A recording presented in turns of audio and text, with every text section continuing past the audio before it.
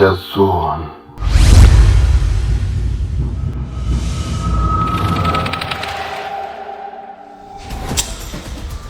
Nakuja kukushukuru mtoto wangu kwa kazi nzuri umefanya. Fanya kazi nzuri kabisa. Nafurahi baba. Ndio niko nataka hivyo. Kile kichwa cha kwanza kimeshaingia. Tumeshakipata. Cha kufuata sasa. Ule mtumishi wake. Mtumishi ndio tunataka. Ndio amefanya nini baba? Ule mdomo wake uja munwa wiwe. Tunataka ule mtu kwa haraka, tena haraka sana. Sawa, nitajitahidi. Lazima na yeye mwenyewe ni muondoshe. Ndio maana atakuja kutuharibia siri zetu. Anapashwa kutoka kabisa. Ule ndio tunatafuta. Hakuna cha A wala cha B. Tena haraka sana kubera kari mikiwe karekare yo kazomutwara gatwa. Urumva rero yuko bisaba ko tubikorera mu maguru masha korasha kutwononera amabanga yacu kayavuga neza cyane. Babu je nta kibazo ntangorane. No musinyene ku mugoroba ndamusanga hari ahantu haba kurujya boss wihajye nyene yahoraba ndazi kariho yagumye ndamusangaho neza cyane. Nta kibazo na uno munsi ndamuzana muramubona.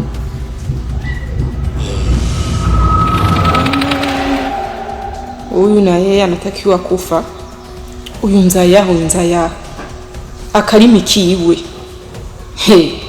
Sawa umunwa wiwe ntigira akazi kuvuga cyane, azi ibintu kuruta abandi. Werindira no munsi ntihaza kumenya ko umunwa wiwe muremure. No munsi uraza kukatika basha rya nyuma. Sawa werindira gusa.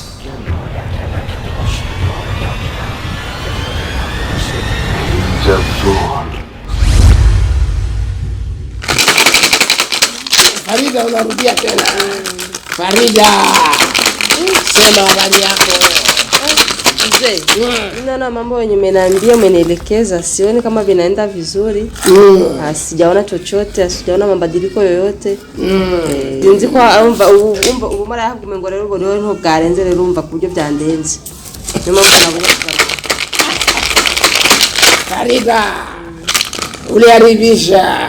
Uteka mutaga. Uliharibisha amasherti. Bono nyinuza amasherti rero guhaye Farida. Nakubonyesha yewe nguyu nga. Washize mu nzira. Uja mugenzi wawe yakuhamagaye. Kandi nibyo kweli yo. Wabonye. Cyanda hindukira kumwita. None singinga.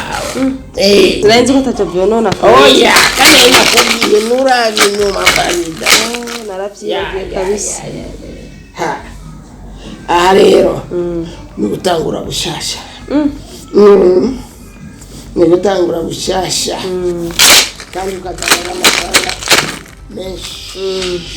Kuko nabonye wewe nyine ikintu z'umuti. Ashavuye nhora. Ndi woraba. Ndabana bitoroshe. None. Vuga bitukora.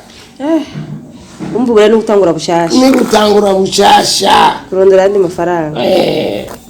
Kare tuje kwigumba kwipanga kandi tuyarondere rero bushasha. Nuko rero.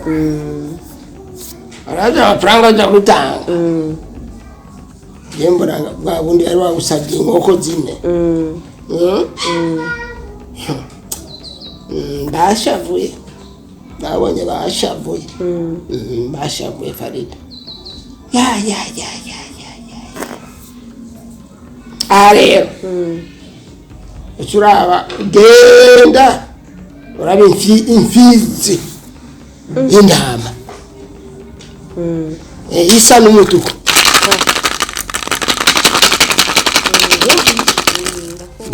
Indama. Isa n'umutuku. Niwe banyeretse ngaha. Sawa? Izeneze. Wibuze. Ugaruke ngaha tuvugana. Nakubwiye ngene ubigenze. Shuzana amahera. Ngenda kuyikurondera. Inama imfizi y'umutuku. Sawa? Sawa mutara.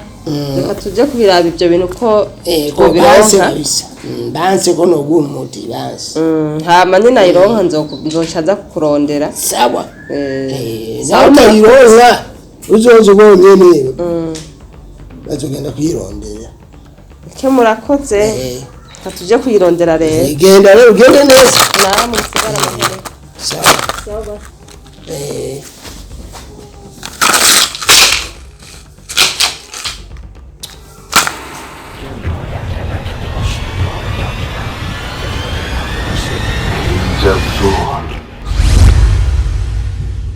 أوليس الذي خلق السماوات والأرض بقادر على أن يخلق مثلهم بلى وهو الخلق العليم إنما أمره إذا أراد شيئا أن يقول له كن فيكون فسبحان الذي بيده ملكوت كل شيء وإليه ترجعون.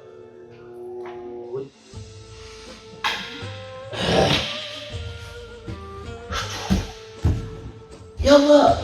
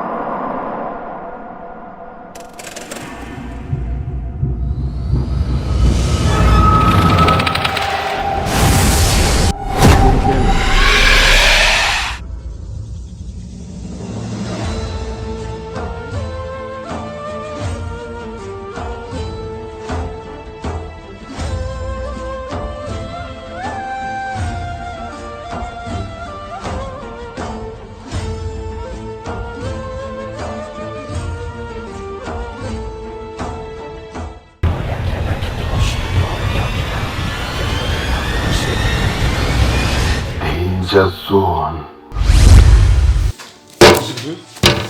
Asante sana. Za huko fiti. Kama basi unavyojua tu dharura mitihani haikosagi. La alhamdulillah nimeenda salama, nimerudi salama. Sio sana mnaange kabisa. Utama safari wala mimi unajua mambo safari sipendi. Sipendi. Sasa ima paswazi za mabirimani huku hivi. Afya yangu mbovu sana mimi. Mambo ya baridi siwezi. Hamna. Umaze kuvuni kuchumenya kuchumbagira. Mimi sisi wengine safari ishakuwa maisha yetu. Shawa kitu cha kawaida. Kama leo nimeamua kwa surprise tu kuja bila simu bila nini. Kimi naona kwa sio kila surprise inakuwa nzuri. Kimi naona huko chini kuna kijizawadi lakini hata bila kinihusu maana ni maua hayo. Sasa sijui unampatia jeshe meji yako maua tena. Umeharakia tu ila na wewe pia yako hivi. Yako zikakosekana na umumu kabisa. Zingine zikaenda hapo nyuma mlango. Ndugu yangu ana hatari. Ila hivi tayari umesha na nini ningeanza kwanza nadhani kwanza moja. Hii moja ni special for you. Baba. Itakufaa sana. Yaani na kitabu chako pale Qur'an na Dumbuiza. Hii safi. Qur'an na Dumbuiza ile nasomwa.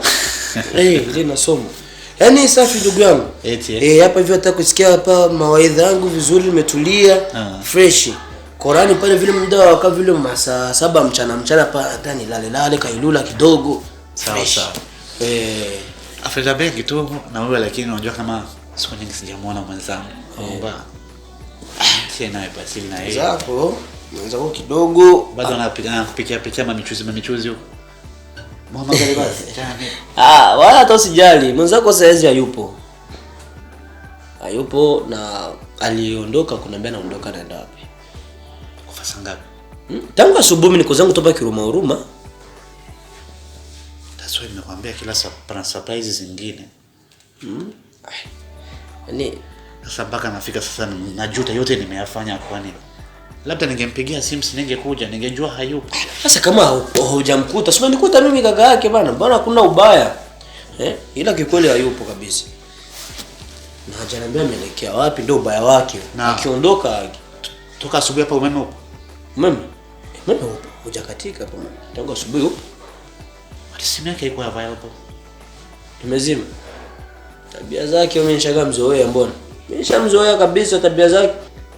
Akishaondoka tu hivi. Hata sitafutaki. Kulijoresha kuvuga yuko imaze kuba ari ingeso ziyo. Wewe sumu gani kandi? Sumu gani? Ushakuvuga iki? Ushakuvuga iki? Nakubwira utazi none. Sumugenzi wawe no so muzinane by'iwawe. Je nagira ngo nyene aje kwakira ahubwo nyene. Kubera mbona ko uvuye muri safari nyene nagira ngo yaje kwakira wewe. Ibintu kwari bishasha mu buzima bwiwe. Nyene murazinanye muraza kuvyihereza. Amakeshi na kenshi yasohotse bugorovye akunda kugaruka sangabe. Cha. Icyo sino kivuga ko kubera muze ko ndakivuge ko ikintu. Cyo nobona. Yene gusarata Amakaza atahaniki, atazaniki. ataho ko nyene gusaba uko bona urata. Amabako masa. None ushakaza zaniki imbongo mbaye umwana.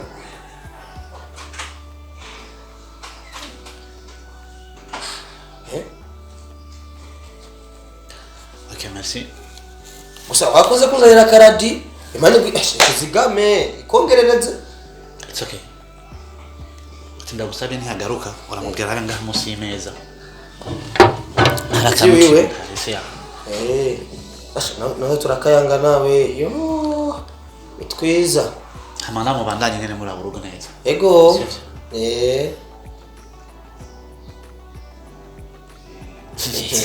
Sawa. Msigara mo. Ego. Merci.